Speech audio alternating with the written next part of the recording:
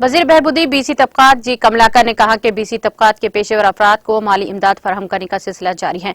रियासती वजीर जी कमलाकर ने आज करीमनगर में वाक़े पद्मा नायका कल्याणम मंडपम में बीसी तबकात से ताल्लुक रखने वाले 686 पेशेवर अफराद में 1 लाख रुपए के माली चेक्स के तकसीम किए गए हैं। इस मौके पर मुनाकिदा तकरीब से खिताब करते हुए रियासती वजीर कमलाकर ने कहा कि मुत्तहदा रियासत के दौरे इख्तिदार में पेशेवर तबकात को नजरअंदाज कर दिया गया है।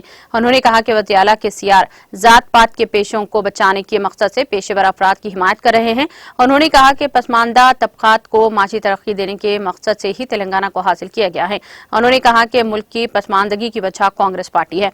रियासती वज़ीर ने कहा कि इन बरसों के इख्तिदार में कांग्रेस ने कुछ नहीं किया और उन्होंने कहा कि आवाम को सोचना चाहिए कि वो चाहते हैं कि कांग्रेस काश्त के लिए 3 घंटे का करंट फराहम करे या बीआरएस जो मुसलसल बिजली फराहम करती है, इन दोनों में से कौन बेहतर है। उन्होंने आवाम पर जोर दिया कि वो आन करीब मुनाकिद होने वाले इंतखाबात के दौरान वोट मांगने के लिए आने वाले पार्टियों की बातों पर यकीन न करें। उन्होंने आवाम से अपील की है कि वो रियासत में होने वाली तरक्की को देखकर एक बार फिर बीआरएस के हक में अपने कीमती वोट का इस्तेमाल करते हुए इसे भारी अक्सरियत से कामयाब बनाएं, ताकि वज़ीर आला के सियार की ज़ेर क़ियादत रियासत तेलंगाना को मज़ीद तरक्की की सिमत गामज़न किया जाएगा। इस प्रोग्राम में मुकामी अवामी नुमाइंदे, अहदेदारों और दीगर ने शिरकत की।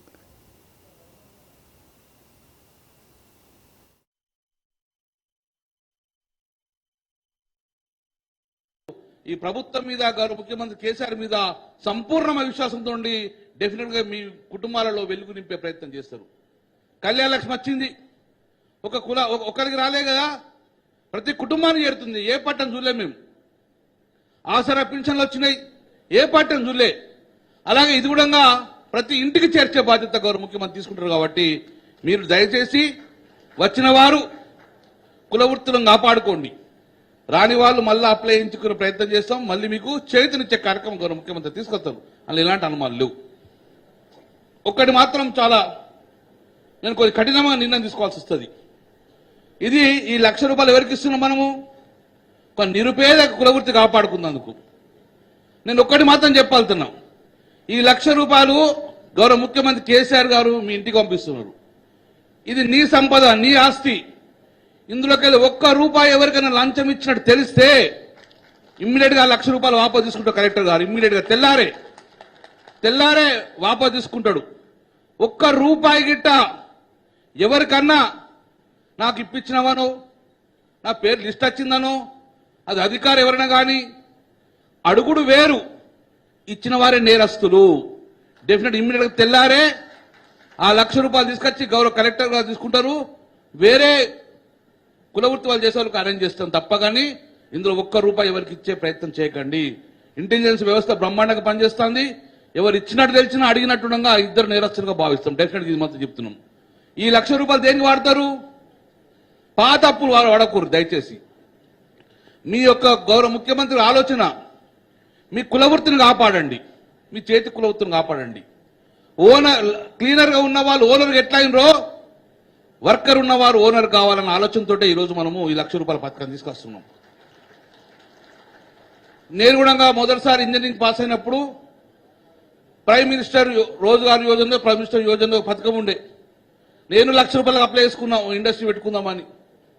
ఆ ₹1,00,000 నా చెప్పులు అరిగినాయి. ఆ ₹1,00,000 పోయి అడిగితే ఇన్ని కాయిదాలు తెమ్మన్నారు. అన్ని కాయిదాలు ఇచ్చినాం. అలా 50,000 మేము ఇస్తాము, 50,000 బ్యాంకు లోన్ తెమ్మని చెప్పిండు. బ్యాంకు లోన్కి అయినాం. నేనంటే నాలాంటోళ్ళు బ్యాంకు లోన్ ఇవ్వాలంటే కాన్సెంట్ ఇవ్వాలంటే నీకు భూమి ఉందా అన్నాడు. అయ్యా భూమి లేదన్నాడు. మరి ఇల్లు ఉందా అన్నాడు. సార్ ఇల్లుంటే మిమ్మల్ని ఎందుకు అడుగుతావు సార్? నాకు ఇల్లు లేదు భూమి లేదంటే ఇల్లు లేదు భూమి లేదు, బ్యాంక్ కాన్సెంట్ చెప్పో అన్నాడు. బ్యాంక్ కాన్సెంట్ లేదు కానీ 50 కూడా రాలే. తద్వారా ఏ ప్రభుత్వం చేతితో ఇయ్యలే. అందుకే గౌరవ ముఖ్యమంత్రి గారు బ్యాంకు లింకేజ్ అవసరం లేదు, అప్పు లేదు, కిస్తీ లేదు, అప్పుకు అప్పు లేదు, మిత్తికి మిత్తి లేదు, ఈఎంఐ లేదు, బ్యాంక్ కూడా వచ్చే లేదు. నేరుగా ₹1,00,000 నీకు ఇచ్చే ప్రభుత్వం కేసీఆర్ తప్ప ఏ ప్రభుత్వం ఈ దేశంలో లేరు. ఈ ₹1,00,000 ఇచ్చిన తర్వాత నీ ఇంటికి అప్పు కట్టమని రాడు, కిస్తీ కట్టుకొని రాడు. కానీ కలెక్టర్ గారు మాత్రం వస్తాడు. ఈ ₹1,00,000 ఏం చేసినామని చూస్తాను మాత్రం తప్పక వస్తాడు. ఆ యొక్క ప్రయత్నం చేయండి మీరు దయచేసి. కాబట్టి సోదరులారా, మేము హైదరాబాద్ మేము అందరం పోవాలి. ఒక్కటి మాత్రం చెప్పగలుగుతా, ఈ నెల అయిపోయింది, మళ్ళా 10వ తారీఖు మళ్ళా వస్తుంది, మళ్ళా లిస్ట్ ఉన్న వాళ్ళు అది ఇప్పటికే అయిపోతుంది అనుకోకూడదు, ఆ లిస్ట్ ఉన్న వాళ్ళందరికీ ఇచ్చే బాధ్యత గౌరవ ముఖ్యమంత్రి కేసీఆర్ మాకు ఆదేశించారు. కొంచెం ఆలస్యం, కొంచెం ముందు, అంతే తప్ప ఏం లేదు. ఇది సోదరులారా తెలంగాణ రాష్ట్ర ప్రభుత్వం తీసుకున్నది, ఇది కాదు సోదరులారా, ఒక్కసారి ఆలోచించుకోండి.